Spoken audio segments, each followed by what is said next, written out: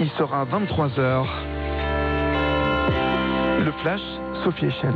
Bonsoir Olivier, bonsoir à tous. Emmanuel Macron confirme sa fermeté ce soir. La réforme des retraites à laquelle je me suis engagé sera menée à son terme, a-t-il déclaré au cours des traditionnels vœux aux Français. Beaucoup de réactions après ce discours. C'est une déclaration de guerre aux millions de Français qui refusent sa réforme pour Jean-Luc Mélenchon. Invité d'Europe 1 ce soir, le député La France Insoumise de Seine-Saint-Denis, Éric Coquerel, dénonce pour sa part la morgue du chef de l'État. Le président de la République nous resserre la même chose depuis 3 ans, estime-t-il. De son côté, la grève contre la réforme des retraites se poursuit. Pas de trêve pour ce 1er janvier 2020. 28e jour de mobilisation consécutif. La SNCF annonce 1 TGV sur 3 demain, 2 TER sur 5 et seulement 1 Intercité sur 10. Trafic très perturbé à Paris également, où la moitié des lignes de métro resteront à l'arrêt. En revanche, des améliorations sont attendues en fin de semaine pour le retour des vacances, avec 2 TGV sur 3 de vendredi à dimanche. Si vous devez voyager ce week-end, vous serez informé de la circulation des trains par mail et par SMS. Un gros dispositif de sécurité déployé pour cette soirée du réveillon. 100 000 policiers et gendarmes, 40 000 pompiers et 5 000 militaires.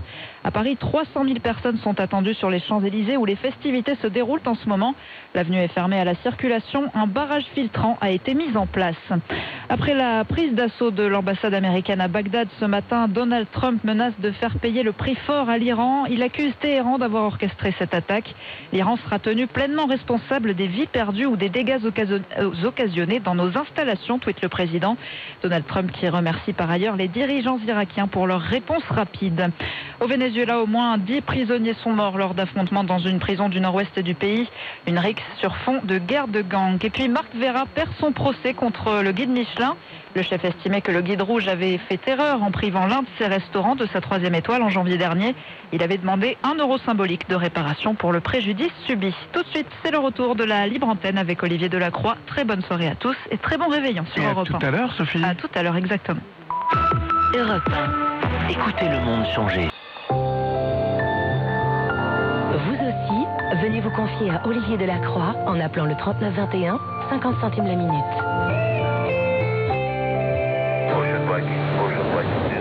Moi j'ai fait mon premier sauvetage, ça fait 2 mois. Il y a des femmes enceintes, des enfants, des nourrissons qui sont en danger de mort. Ensemble, sauvons des vies en mer. Faites un don sur sosméditerranée.fr.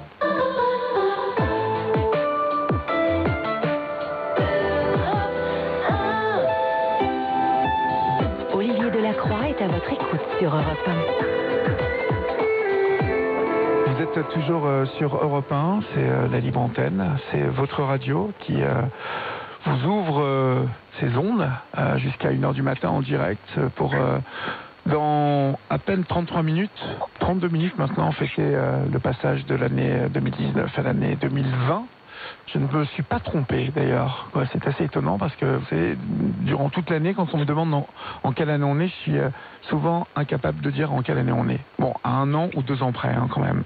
Ça n'est pas si grave que ça. Mais bon, voilà, plein de résolutions. Souvent, c'est la période des décisions, la période où on veut changer pas mal de choses dans sa vie. Et puis, pour d'autres, comme Sylvie, c'est une période où on n'a pas le temps vraiment de lever la tête, on a la tête dans le guidon, dans les problèmes.